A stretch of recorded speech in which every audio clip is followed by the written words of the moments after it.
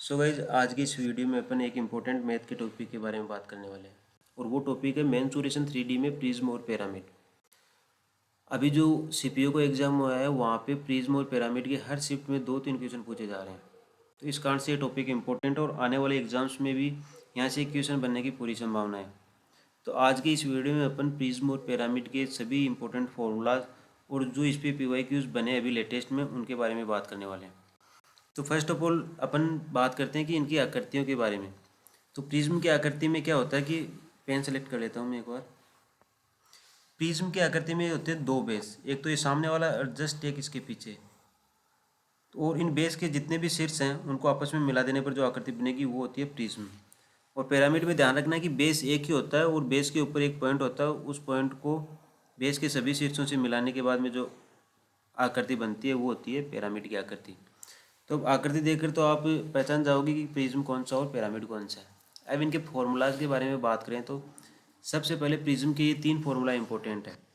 एक तो आयतन का है, एक पार्श्व पृष्ठीय क्षेत्रफल है और एक टोटल पृष्ठीय क्षेत्रफल है। और इसमें सबसे ज़्यादा इंपॉर्टेंट होता है आयतन वाला, यहीं से सबसे ज़्यादा क्वेश्चन पूछे जा रहे हैं। तो प्रिज्म का आयतन क्या होता है? आधार का क्षेत्रफल इंटू ऊंचाई। अब ये प्रिज्म का आधार ये है तो इसका क्षेत्रफल है, यानी यहाँ पे त्रिभुजाकार दिया हुआ है तो त्रिभुज का क्षेत्रफल इंटू ऊंचाई जो दी हुई होगी उससे मल्टीप्लाई कर देंगे तो अपने पास आयतन आ जाएगा। पार्श्व पृष्ठीय क्षेत्रफल की बात करें तो इसमें क्या करना है, आधार का परिमाप लेना है और उसको ऊंचाई से मल्टीप्लाई कर देना है तो आ जाएगा अपने पास पार्श्व पृष्ठीय क्षेत्रफल। और कुल पृष्ठीय क्षेत्रफल की बात करें तो वो है कि पार्श्व पृष्ठीय क्षेत्रफल तो लेंगे और ऐड क्या कर देंगे 2 इंटू आधार का क्षेत्रफल, यानी कि इसका क्षेत्रफल, इस वाले ये त्रिभुज का क्षेत्रफल लेंगे, यही आधार है इसका, तो इसका क्षेत्रफल और 2 से मल्टीप्लाई कर देंगे।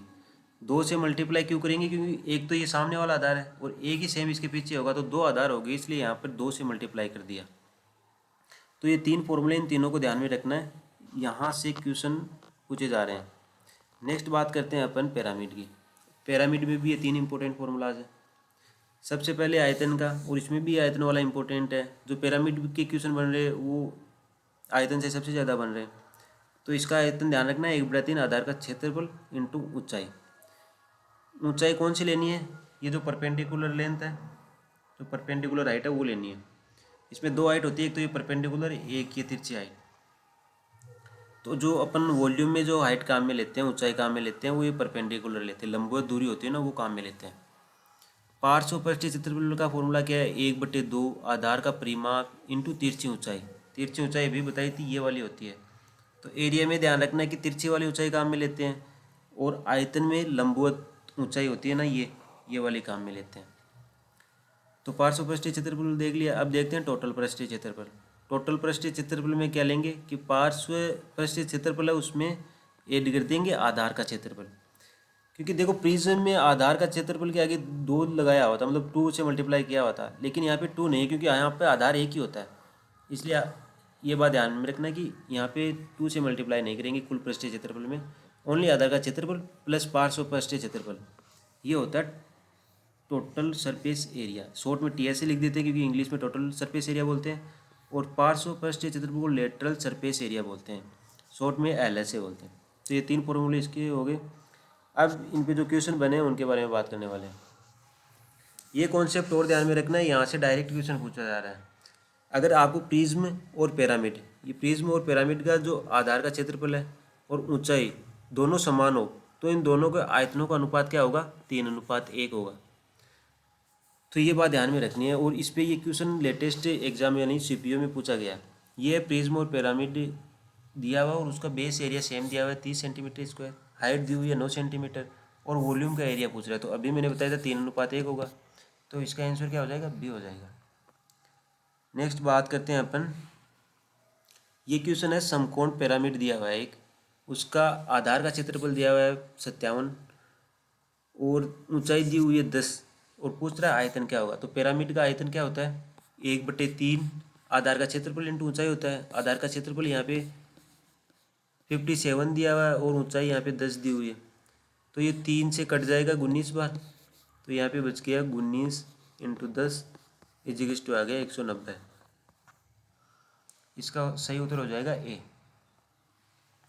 नेक्स्ट बात करते हैं अपन, प्रिज्म का आधार का क्षेत्रफल दिया हुआ है और इसकी ऊंचाई दी हुई है और बोल रहा है कि प्रिज्म का आयतन बताओ। तो प्रिज्म का आयतन क्या होता है, आधार का क्षेत्रफल इंटू ऊंचाई होता है। तो यहाँ पे आधार का क्षेत्रफल कितना दिया हुआ है, 24 दिया हुआ है। ऊंचाई कितनी दी हुई है, 6 दी हुई है। इसको मल्टीप्लाई करेंगे तो कितना आ जाएगा, 6 इंटू 4 हो जाएगा 24, हाथ की 2, और 6 इंटू 2 12, 2 14। तो ये आ जाएगा 144। इसका बी सही हो जाएगा। नेक्स्ट क्वेश्चन की बात करें तो यहाँ पे कोई वर्गाकार पिरामिड दिया हुआ है और उसका आयतन दिया हुआ है और आधार की भुजा। अभी आधार की भुजा कौन सी होगी, ये वाली हो जाएगी। और यहाँ पे वर्गाकार आधार है तो सभी वर्ग की सभी भुजाएं सेम होती है, तो एक की 10 देती तो सभी की 10 होगी। और बोल रहा है कि इसकी ऊंचाई फाइंड करो। तो अब आधार का क्षेत्रफल कैसे फाइंड करेंगे, यहाँ तो ओनली भुजा दिया हुआ है क्वेश्चन में तो। लेकिन अपने को पता है अगर वर्गाकार, यहाँ पे मेंशन किया है कि वर्गाकार पिरामिड है, तो वर्गाकार है इसका मतलब वर्ग का क्षेत्रफल भुजा दी हुई है तो अपन फाइंड कर सकते हैं। ये होता है ए स्क्वायर मतलब भुजा इंटू भुजा, तो ये आ जाएगा 100। तो यहाँ पे लिख देंगे 1/3 इंटू 100। ऊंचाई अपने को फाइंड करनी है तो यहाँ पे एच ले लिया और वॉल्यूम कितना दिया हुआ है 400। तो ये 2 जीरो से 2 जीरो गए और ये 3 इधर चला जाएगा, तो 4 इंटू 3 इजिकल्स टू इधर रह जाएगा एच, तो ये एच इजिकल्स टू कितना आ जाएगा 12। तो इसमें ये सी वाला आंसर सही हो जाएगा। अपना हाइट आ जाएगी इतनी 12 सेंटीमीटर। नेक्स्ट बात करते हैं एक समकोण प्रिज्म का आधार एक त्रिभुजाकार है जिसके त्रिभुज की ये भुजाएं दी हुई है 9 सेंटीमीटर, 12 सेंटीमीटर और 15 सेंटीमीटर। अब ये समकोण त्रिभुज है तो समकोण त्रिभुज ऐसा होता है, ये 90 डिग्री होता है। ये एक भुजा 9 दी हुई है, एक 12 दी हुई है और एक 15 है। और बोल रहा है कि प्रिज्म की ऊंचाई ये इतनी 5 सेंटीमीटर दी हुई है और कुल पृष्ठीय क्षेत्रफल बात कर रहा है कि कुल पृष्ठीय क्षेत्रफल कितना होगा। तो ये फॉर्मूला होता है कुल पृष्ठीय क्षेत्रफल का। अब यहाँ पे आधार का क्षेत्रफल और आधार का परिमाप यहाँ पे यूज होगा, तो पहले अपन आधार का क्षेत्रफल फाइंड कर लेते हैं और आधार का परिमाप फाइंड कर लेते हैं। और आधार यहाँ पे मेंशन किया हुआ है कि ये समकोण त्रिभुजाकार है, तो त्रिभुज की तीनों भुजाएं दे दी, तो परिमाप क्या हो जाएगा, इन तीनों भुजाओं को ऐड कर देंगे तो ये हो जाएगा 15 और 12 27, 27 और 9 ये 36। तो परिमाप तो आ गया 36। और एरिया कितना आ जाएगा, एरिया आ जाएगा 1/2 12 इंटू 9, ये 6 बार चला गया, 6 इंटू 9 कितना हो जाएगा 54 हो जाएगा। तो ये एरिया आ गया, ये अपना परिमाप आ गया। अब इनको फॉर्मूले में पुट कर देंगे तो 2 इंटू आधार का क्षेत्रफल 24 आया है, प्लस आधार का परिमाप कितना आया है 36, और ऊंचाई कितनी दी हुई है 5 सेंटीमीटर। अब इनको मल्टीप्लाई करेंगे तो ये आ जाएगा 108, और ये कितना आ जाएगा 6 इंटू 5 0, 8 की 3, ये 15 3 18। तो इसको ऐड करेंगे तो ये 8 8 और इधर 288। तो इसका आंसर हो जाएगा डी।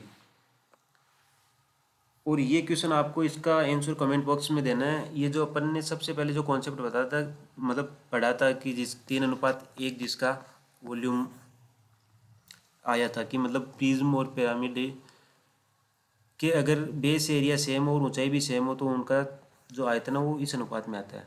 उसी पे बेस्ड एक क्वेश्चन है, इसका आंसर आपको कमेंट बॉक्स में देना है। तो आज की वीडियो में इतना ही। ये सभी फॉर्मूले इंपॉर्टेंट और यहीं से क्वेश्चन आ रहे हैं तो इनको रिवीजन करके ज़रूर जाना। अगर वीडियो पसंद आए तो लाइक करें, शेयर करें और चैनल को सब्सक्राइब करें। Thank you.